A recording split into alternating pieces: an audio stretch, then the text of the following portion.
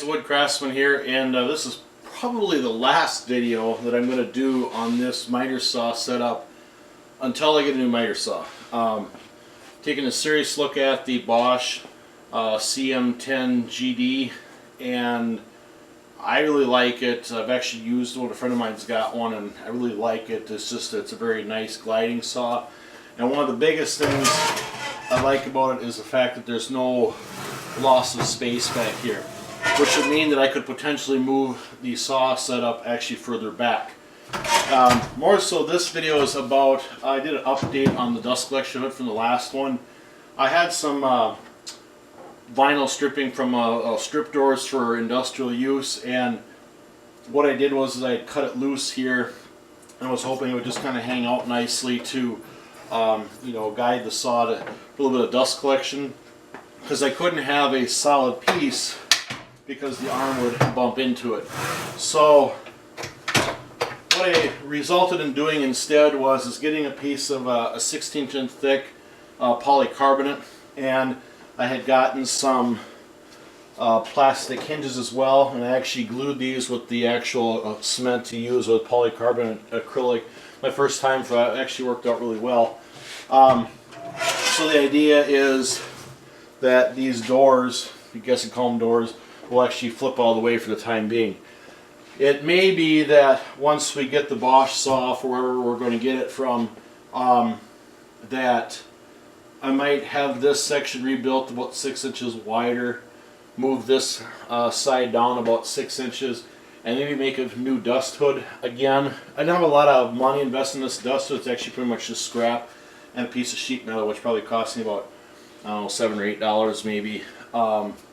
But for the most part, this project is done. Like I said, I just wanted to update this dust hood to put in these small doors for when I turn the miter saw, that they kind of clear. So the only one little mishaps I had is I had actually cut these doors out on the table saw by doing an incision cut, and one of my markings was off, and I don't know how well you can see this, but basically down here, this is too high, so the door location is about 3/4 of an inch too high. So what happens is, when you push the saw in, it's just that the handle pushes in on it a little bit, but it's just a very little resistance, so it'll be okay. But I just wanted to point it out that I messed up. So, but this is going to work for the time being. So, and I paid like $8 for that piece of acrylic, or actually polycarbonate. It was like, I don't know, like $7.99 plus $7 shipping and handling. It was supposed to be 2-day priority USPS, and I got it in 5, so way to go, UPS. Well, other than that, we're pretty much done with this project. I'll show you one more shot of this hood in action, and that'll be it for this video series. And the next time I probably post a video on this is either if I do something with the storage on top or below, or we get a new miter saw. So that'll probably be it. The only other one thing I was thinking about doing is maybe replacing this stop again. This is wood. It's pretty accurate for the most part, but I think what's happening is it's expanding and contracting a little bit. So I might actually replace this with a block of aluminum. But other than that, that's kind of it. Alright, let's make some cuts.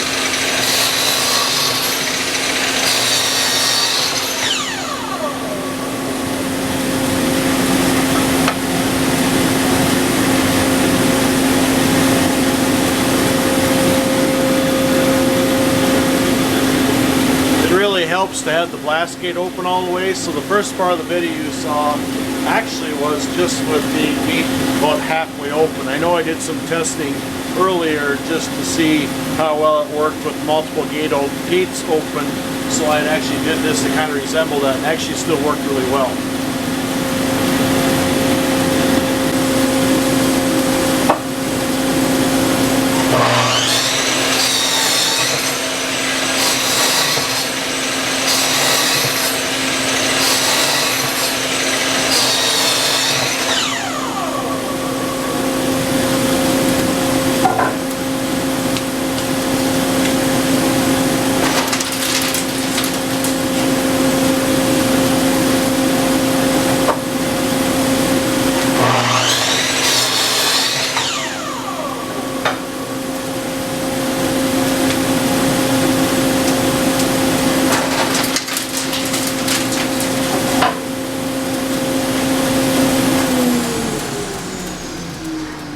So as you can see, it sucks. That's what we want with the dust collection.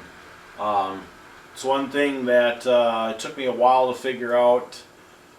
Good dust collection was essential. Now this system isn't set with HEPA filters, but it still has the capacity to, get the large chips and the small chips. At some point in time, I would like to move the dust collection system outside of the shop, maybe outside actually, and then use a series of return air filters to help clean the air. So, and I'm actually going to be redoing the air cleaner above me as well. That'll be a different project. I might do a video and I'm not sure. I'm actually going to take a Dayton belt dry blower I bought about 15 years ago for when I was doing the air makeup system for my ventilation system. It didn't really work out, so I actually have two of those blowers laying around. I'm going to take one of them and make my own industrial size air cleaner, and that might be a different project, but that's not what this video is about. So anyways, so yeah, as you can see, the hood works pretty well. I've got a little bit of dust buildup here, but part of that is because I didn't have the gate open, obviously, as I mentioned towards the end of the video, or end of the cutting. But that's one of the things that you just kind of deal with on your regular basis as far as being proactive when you're doing a video, because a lot of the stuff, I don't even think about doing it, but when it comes to producing a video, I'm always making sure that, oh, make sure you got this done, make sure you got that done, when normally when I'm not on camera, it's just second nature. So anyways, hope you guys enjoyed this video. Hope you found it somewhat informative, and like I said, if there's any more updates, it'll be once we get a new miter saw.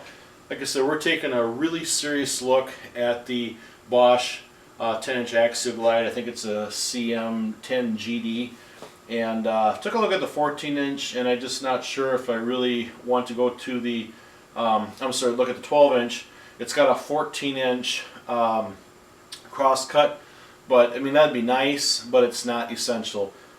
This is the second sliding compound miter saw we've had. The first one I had gotten was a Hitachi, and that was the big brother to their 8.5, and that was back in like '99 I got that, and used it for 5 years. Wasn't that great out of the box to begin with, but it was either this one or that Hitachi. And at the show I was at, people were talking about the Makita one that I have here actually had issues with the gearbox, so I kind of shied away from that.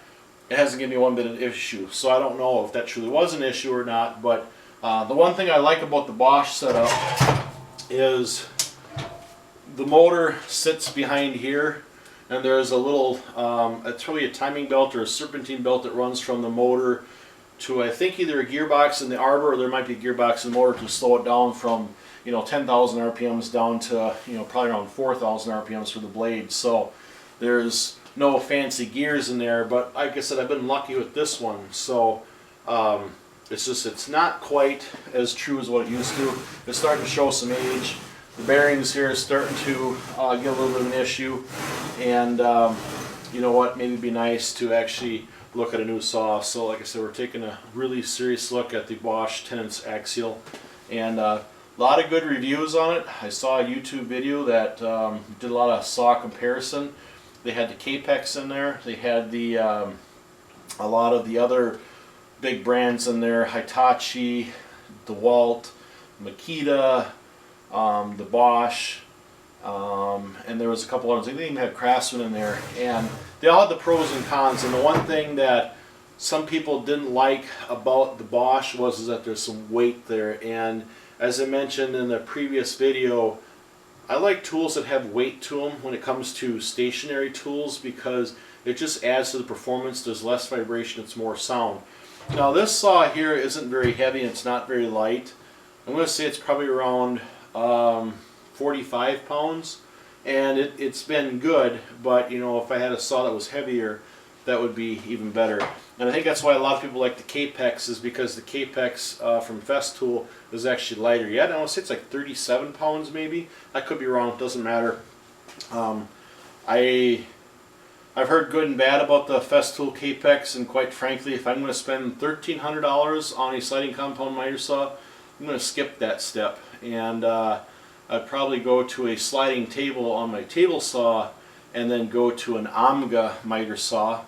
And those of you cabinet shops out there who run AMGA, you know how nice the AMGA miter saws are, but you know, they're $4,000 or $5,000, and they only cut, you know, just like a traditional miter saw. They don't have a sliding compound, unless you want to go in the radial arm saw, and then you're talking, you know, probably close to $10,000. But for what I do here, a 10-inch sliding compound works just fine. So like I said, we're going to take a really serious look at the Bosch and see how well it performs. Like I said, I know of a couple people that have them, and they love them. So I just got to wait for some sales, I think, and see who's got the best bang for the buck, and kind of go from there. So hopefully that'll be something that I'll do here in 2016. So, alright guys, hope you guys found this video somewhat informational, and hope you enjoyed it as well. And questions and positive comments are welcome. Thanks for watching.